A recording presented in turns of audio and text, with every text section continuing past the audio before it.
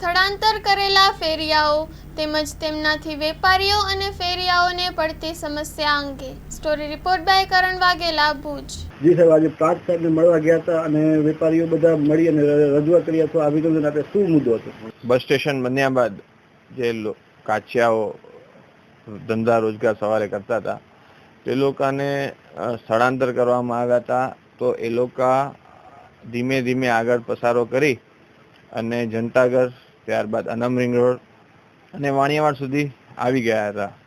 તો બધા વેપારીઓની સાથે મળી અને એમની રજૂઆત આવેલી હતી કે આ ફેરિયાઓ જે છે સવારે 10:30, 11 વાગ્યા સુધી વેપાર કરી રહ્યા છે અને ત્યારબાદ એમનું જે કાંઈ પણ વેસ્ટ કચરો હોય, એટલે જે કાંઈ પણ માલ વધે હોય એ ત્યાં જ મૂકીને જતા હોય છે, જેના કારણે 12 વાગ્યા સુધી ત્યાં સફાઈ નહોતી થતી અને જે વેપારીઓને અને જે ખાસ કરીને ટુરિસ્ટ જે ભુજની છાપ લઈને જતા હતા કે ભાઈ અહીંયા સફાઈ નથી થતી, પણ સફાઈની ટીમ સમયસર એમના સમય મુજબ સવારે 7, 7:30 કલાકે આવી જતી હોય છે.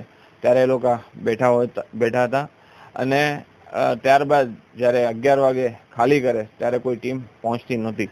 તો આ બધા ઘણા બધા પ્રશ્નો હતા અને ખાસ કરીને ટ્રાફિક. આપે પણ સોશિયલ મીડિયામાં વિડીયો જોયા હશે કે સ્કૂલ બસને પણ અહીંયાથી પસાર થવું હોય તો 15 થી 20 મિનિટ જેટલો સમય એ લોકોએ એડવાન્સ, અને એ 15 થી 20 મિનિટ આખા સ્કૂલના જેટલા પણ છોકરાઓ હોય એમને વહેલું તૈયાર થવાનું, એમના પિતા, એમના વાલીઓને વહેલું તૈયાર થઈને બધું એને રેડી કરીને મૂકવા. તો એ ઘણો બધો સમયનો વેડફાટ થતો હતો અને લોકોને હાલાકી પણ થતી હતી.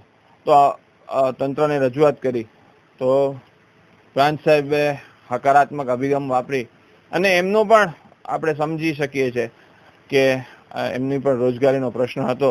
તો એક સારો નિરાકરણ આવ્યું અને એમને હંગામી ધોરણે ટાઉન હોલમાં, ઓપન એર થિયેટરમાં એમને શિફ્ટ કરવામાં આવ્યા હતા અને એમને પ્લોટની ફાળવણી પણ કરવામાં આવી હતી.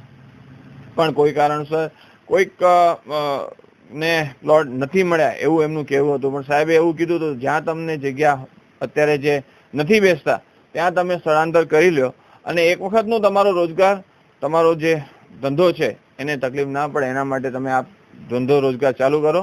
લોકોના પણ પગ ત્યાં વળી જશે, કારણ કે આખી માર્કેટ જો ત્યાં થઈ જતી હોય તો લોકો પણ ત્યાં આવશે ખરીદી કરવા. અને અમે એમના માટે જે કાંઈ પણ એમની જરૂરિયાત છે, બાથરૂમની સુવિધા હોય કે લાઇટની સુવિધા હોય કે પાર્કિંગની સુવિધા હોય, આ બધા જ પ્રશ્નો અમે સમજી વિચારી અને ત્યારબાદ આ પ્રશ્નનો ઉકેલ લઈ આવ્યા છે. અને ખાસ કરીને વેપારી જે આજે મસમોટી રકમ ખર્ચી અને પોતાની દુકાન અનમ રિંગ રોડ અથવા વાણિયાવાડમાં ખરીદી કરીને ધંધો કરતા હોય છે, ત્યારે આપ સમજી શકો છો એક તો રોજગાર થોડાક મંદા હોય છે આ સિઝનમાં, ગરમી છે, સ્કૂલનો પણ એક કારણ હોઈ શકે અને આવા બધા કારણોના લીધે ધંધા રોજગારને જ્યાં અસર પડતી હોય ત્યારે સ્વાભાવિક રીતે સામે સીધું આ જ આવે કે આ લોકો વેપાર કાચિયાઓ જે છે સવારથી આવે છે એટલે અડધો દિવસ તો અમારો ત્યાં જ ભંગાઈ જાય છે. જી, વાત કરીએ તો આપે જે કાચિયાઓને કીધું કે ઓપન થિયેટર, વાત કરીએ તો બંને પક્ષે સમાધાન થાય અને સારી રીતે કામ થાય એ માટેની પ્રક્રિયા આપ કરતા હો છો, એના માટે મધ્યસ્થી કરી હતી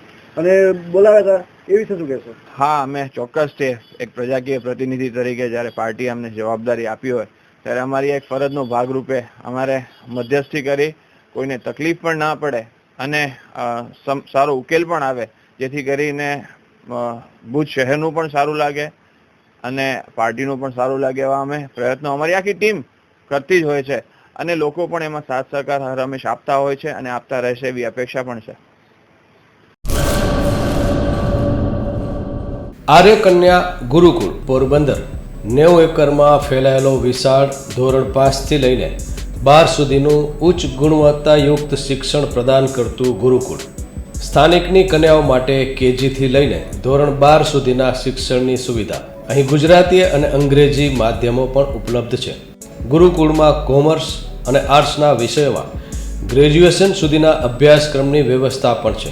અભ્યાસની સાથે સાથે વ્યવસાયિક અભ્યાસક્રમો પણ વિદ્યાર્થીઓને પૂરા પડાઈ રહ્યા છે. અભ્યાસની સાથે દરેક પ્રકારના ખેલમાં વિદ્યાર્થીઓને કોચિંગ પૂરું પાડવામાં આવી રહ્યું છે. અહીં વિદ્યાર્થીઓને અભ્યાસની સાથે વેદ ધર્મગ્રંથના અભ્યાસ પણ અપાઈ રહ્યા છે, જેથી આપણી સંસ્કૃતિ ઉજાગર થઈ શકે. ગુરુકુળમાં અત્યાધુનિક ઢબે શિક્ષણ અપાઈ રહ્યું છે, જેથી છાત્રાઓ સમય સાથે તાલ મિલાવી શકે. અભ્યાસની સાથે સાથે સારા સંસ્કારોનું સિંચન કરવું તે ગુરુકુળની વિશિષ્ટતા છે, પરંપરા છે. આર્ય કન્યા ગુરુકુળ પોરબંદરમાં આપની દીકરીઓના એડમિશન માટે આજે જ સંપર્ક કરો 8258 030 33 3 8258 040 40 4.